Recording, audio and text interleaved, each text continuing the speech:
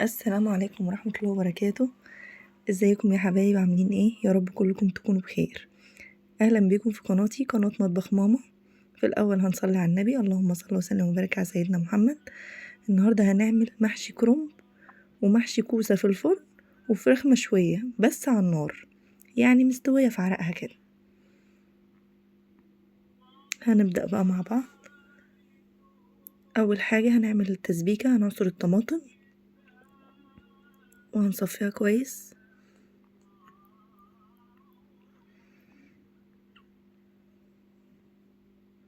وبعد كده هنجيب طاسة أو حلة على النار وفيها حتة سمنة ومعلقة زيت، وننزل بالبصلة. البصلة بس تاخد لون ذهبي، ده بصل أبيض. لو البصل الأحمر طبعا بيدبل، اللون بتاعه بيبقى أغمق من البصل الأبيض، فاحنا هنخلي البصلة دي للون الذهبي عشان تبقى حلوة، مخليها الطماطم متسبكة وحمرة كده وجميلة. اهي كده اخدت اللون اللي انا عايزاه. وبعد كده حطيت الطماطم وحطيت ملح وفلفل وكزبرة ناشفة وكمون،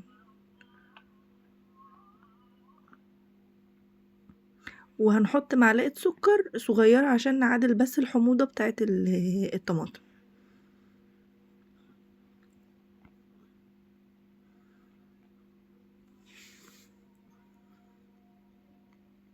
هنسيبها بقى تتسبك على النار كده لحد ما تبقى تقيلة كده وحلوة زي كده.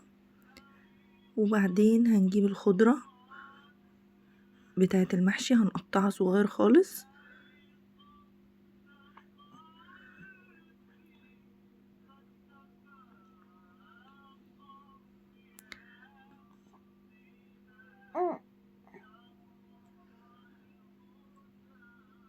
انا بس مش قادرة اقطع، لسه اعصابي من التعب مش متحكمة ان انا امسك السكينة واضغط على ايدي.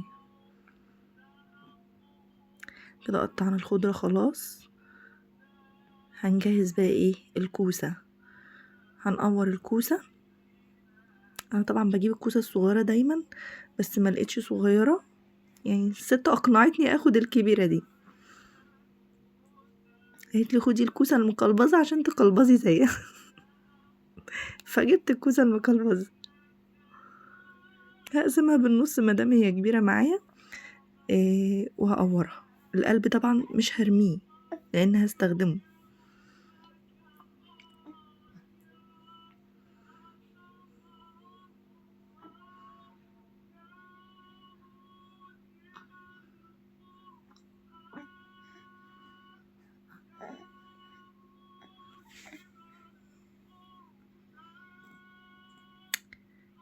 بعد ما بقور الكوسة باجي بالمقورة واقوم عاملة عليها خطوط كده. المقورة طبعا لها سنون كده، فبعمل الخطوط دي. وبعد كده بقى هغسل الكوسة وانضفها. طبعا انا كنت غسلها في الاول بس هغسلها تاني من القشور اللي طلعت عليها دي.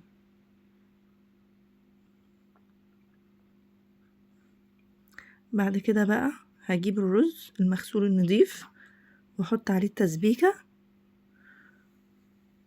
واحط كمان، هسيب شوية التسبيكة دول عشان احطهم على قلب الكوسة في الاخر. واحط كمان الخضرة. ولازم الرز يكون ناشف يا جماعة خالص، ولازم يتحط قبل الخلطة، قبل ما نعمل المحشي على طول، يعني عشان ما يعجنش. هحط بقى الخضرة وهرجع احط تاني، يعني انا حطيت في التسبيكة ملح وفلفل وكمون وكزبرة، هرجع احط تاني هنا برضو عشان اكمل بقى اظبط الحدق بتاعها يعني.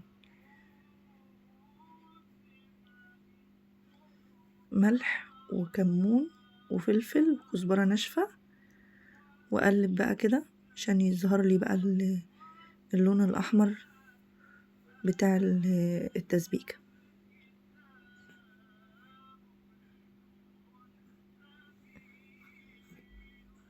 التصوير بس مفتح الالوان. هنا بقى انا بعمل ايه؟ انا حطيت بصلة تتحمر في الزيت والسمنة. هنا بقى انا بحط بصلة نية، دي بتودي التسبيكة في حتة تانية خالص. البصلة النية دي تحفة تحفة، بتخلي طعم الخلطة في حتة تانية.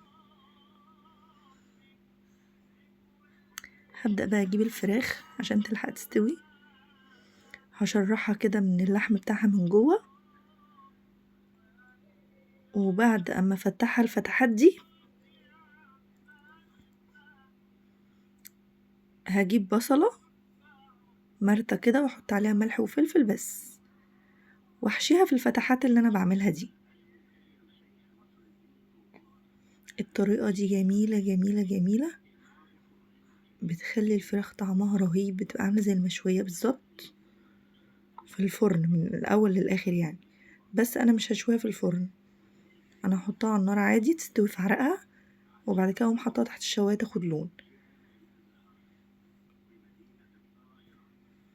بعد ما احطها بقى كده المرتة فيها، طبعا الفراخ مغسولة بالدقيق والليمون والمية الجارية كده عشان ما يبقاش فيها زلال خالص ولا اي حاجة، وريحتها زي الفل. هجيب بقى حلة وانزل فيها بحتة سمنة او زبدة او زيت اللي يريحك حسب استخدامك يعني، واحط فيها فصين حبهان وورق لوري، يسخنوا بس كده مع السمنة، وبعد كده انزل ادي الفراخ صدمة. اول ما تغير لونها هحط عليها ملح تاني بس بسيط بقى عشان المرتة فيها ملح وفلفل، ملح وفلفل ونص معلقة سكر صغيرة، دي بتخليها برضه طعمها تحفة قوي. واحط زعتر وروزماري. هنا بقى هحشي الكوسة. هنا انا الحتة دي مش عارفة ليه متصورتش، كنت فاكرة ان انا بصور. القلب بتاع الكوسة حطيت عليه معلقتين الصلصة اللي كنت سايباهم ومعلقة رز من الخلطة، وهحشي الكوسة وارصها،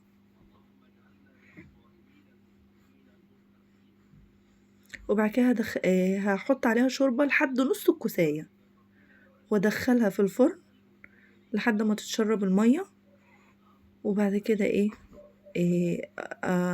افتح عليها الشواية. هنا بقى حطيت بصلة كده في قلب الحلة من تحت، بتخلي المحشي طعمه تحفة. وبعد كده بلف الكرنب بقى لحد ما اخلص الكمية كلها. بحط الورق الاخضر الاول عشان بيبقى سميك شوية كده، وبعد كده اقوم حاطة الابيض فوق.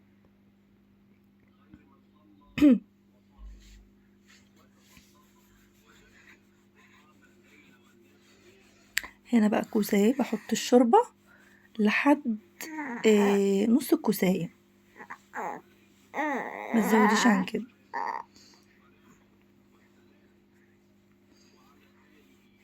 وبرضو حطيت الشوربة في المحشي الكرنب لحد اول صف من فوق كده، الشوربة تبقى عليه بالظبط. وحطيت معلقة صلصة كده، انا غالبا ما بحطش معلقة صلصة، بس عشان انا مش عاملة الشوربة من الفراخ، عاملاها بمية سخنة ومرقة، فحطيت معلقة الصلصة دي. لكن لو من الفراخ ما بحطش معلقة صلصة.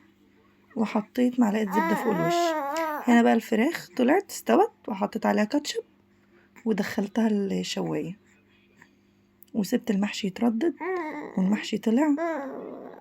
بصوا بقى مش قادرة اقول لكم الطعم عامل ازاي. لو لو اول مرة تشوفوا قناتي ياريت تشتركوا في القناة، وكمان فعلوا زر الجرس، وما تنسوش اللايك والشير.